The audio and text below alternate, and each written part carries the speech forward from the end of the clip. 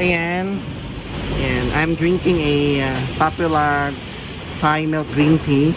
Green tea siya, guys.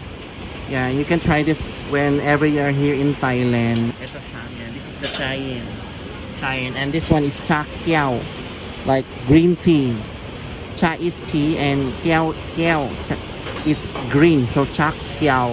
You have to try this one whenever you are here in Thailand, aside from Chayin. And yeah, you can order this one. Cha Kiao green tea. Thai milk green tea. So let us try.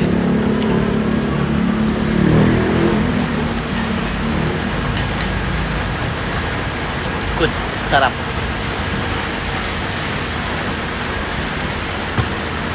Kaya guys, sobrang dami ng yellow.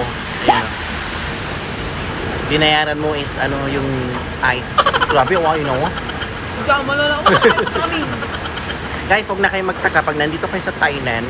Yan, pag bibili kayo ng milk tea, ang binili nyo is yung ice, hindi yung milk tea. Iba yung less ice kapag wala ba? Yan.